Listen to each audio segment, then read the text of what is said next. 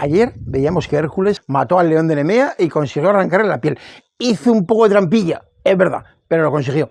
Total, que cuando se lo fue contra Euristeo, aparte de decirle, pues con esa trampa, en vez de 10 trabajos, 12, pues empezó a pensar, Euristeo, rey de Micenas, ¿os acordáis?, ¿qué podía hacer? Porque si había conseguido matar al león de Nemea, el siguiente tenía que ser todavía peor. Entonces empezó a pensar, dijo, a ver, ¿quién va a estar súper enfadado o enfadada que odie a Hércules en este momento por haber matado al león? Entonces dijo, pero no decían que la hidra era su hermana, la hermana del león. Nunca estuvo muy claro, pero siempre se cuenta que son hermanos. De hecho, a los dos los cuidó eran, pues eso, de la colección de monstruos de Hera. Entonces, dice, ¿la hidra? Claro que sí, la hidra. La hidra además es invencible, con lo cual lo va a matar seguro, que es lo que queremos. Y entonces dijo, el segundo trabajo tiene que ser matar a la hidra de Lerna. ¿Y quién era la hidra de Lerna? Pues ya digo, se contaba que era hermana del león de Nemea, pero sobre todo se decía que era una de las criaturas que había criado Hera. La cuestión es que vivía muy cerca de Micenas, también en la península del Peloponeso. O sea, estamos de momento en la misma zona. Sus trabajos van a llevar a Hércules a diferentes lugares del Mediterráneo, pero de momento no nos hemos movido. Total, que la hidra era un ser monstruoso que tenía, algunos decían que 7 cabezas, otros que 9, y en algunas versiones hasta 10.000. Pero lo malo no es que tuviera un montón de cabezas, cada una de las cuales echaba un aliento absolutamente terrible y mataba a cualquiera que la atacaba. Lo malo era que cuando le cortaban una, le crecían 2, con lo cual era invencible absolutamente, y además una de sus cabezas era inmortal. Así que Hércules empezó a pensar, ¿qué puedo hacer yo? Y entonces se dirigió hacia donde vivía la hidra, que era al lado del lago de Lerna, en una cueva. ¿Y qué pasaba en el lago de Lerna? ¿Por qué era necesario que un personaje tan tremendo, tan terrible como la hidra estuviese protegiendo aquello? Bueno, pues se decía que era tan profundo que allí estaba una de las entradas al inframundo. De hecho, en la puerta del inframundo ya había otro ser monstruoso protegiéndolo, que era el Can Cerbero, el perro de 3 cabezas. Pero en el lago estaba la hidra. Total, que llegó allí Hércules. Ya sabéis que le habían dicho que si le cortaba una cabeza le crecían 2, con lo cual aquello era imposible. No tenía 10.000, por supuesto, pero las 7 o las 9 sí que las tenía. Nunca se supo cuántas. La cuestión, que Hércules le dijo a su primo Iolas, dijo, oye Iolas, vente conmigo que yo solo no voy a poder. Voy a necesitar ayuda, porque él había discurrido una manera de matar a la hidra. ¿Y en qué consistía? Pues le dijo a Iolas, prepara aquí un fuego, que haya muchas brasas. Entonces vas a hacer lo siguiente, cada vez que yo le corte una cabeza a la hidra, tú vas a cauterizar la herida, de forma que por allí no puedan crecer 2 cabezas más. Y así poco a poco acabaremos con ella. Entonces tienes que ser tan rápido como yo. Así que Iolas se preparó allí con los carbones encendidos, y a medida que Hércules iba cortando las cabezas, él, ya digo, cauterizaba las heridas y ya no crecían más. Al final solo quedó una, que era inmortal, allí no había nada que hacer. Entonces, ¿qué hizo Hércules? La cortó también, la enterró y la metió debajo de una enorme piedra. Esa cabeza, según cuenta la leyenda, sigue viva, pero el cuerpo de la hidra murió. Sigue viva, pero bajo tierra, con lo cual allí no es peligrosa. Entonces, ya digo, no solo eso, sino que además, como se decía que la sangre de la hidra era venenosa, él mojó sus flechas allí. Pues dijo, oye, nunca se sabe, vete a saber lo que me voy a encontrar en los 10 próximos trabajos. Entonces, estas flechas tan envenenadas seguro que me vienen bien. Así que las mojo allí. Bueno, ¿cómo era la hidra? Bueno, pues los artistas se la han imaginado de muchas maneras. Os voy a poner aquí una que me encanta.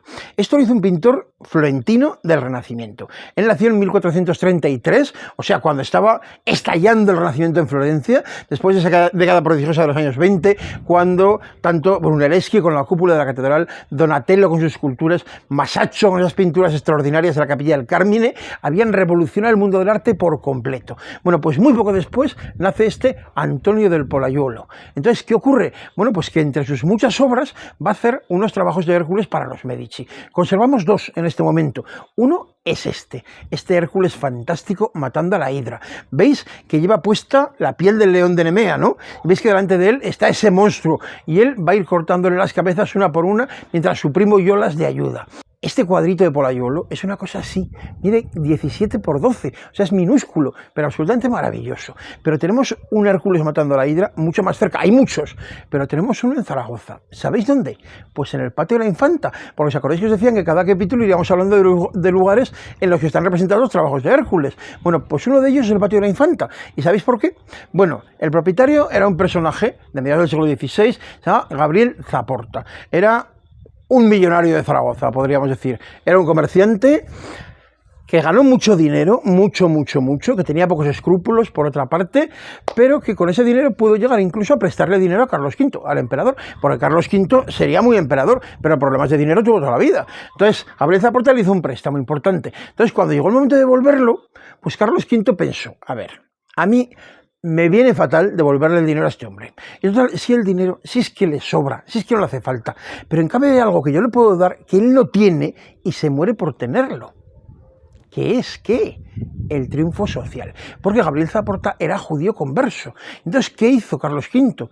Bueno, pues le dio un pequeño título de nobleza. Lo hizo señor de Valmaña. Pequeño, pero el salto social era descomunal. Había pasado del pozo social, por decirlo de alguna forma, de los judíos conversos a formar parte de la nobleza aragonesa. Una cosa completamente distinta. Bueno, pues Gabriel Zaporta, cuando se casó por segunda vez, amplió su casa. Y en esa casa hizo un patio, que llamamos hoy el patio de la Infanta, pero otro día contamos por qué. La cuestión es que él planteó ese patio como un homenaje al emperador, a Carlos V. Y hay un montón de cosas relacionadas con él. Para empezar, hay una serie de retratos de personajes, algunos de su familia, como su abuelo, Fernando el Católico, su otro abuelo, el paterno, Maximiliano, en fin, muchos personajes, muchos emperadores antiguos a los que compara con Carlos, pero además lo compara como siempre con Hércules, y aparecen varios de los trabajos de Hércules. Uno de ellos, Hércules matando a la hidra, lo veis aquí, ¿no? Pero en aquel momento, ¿sabéis cómo veían a la hidra? ¿Qué era la hidra realmente?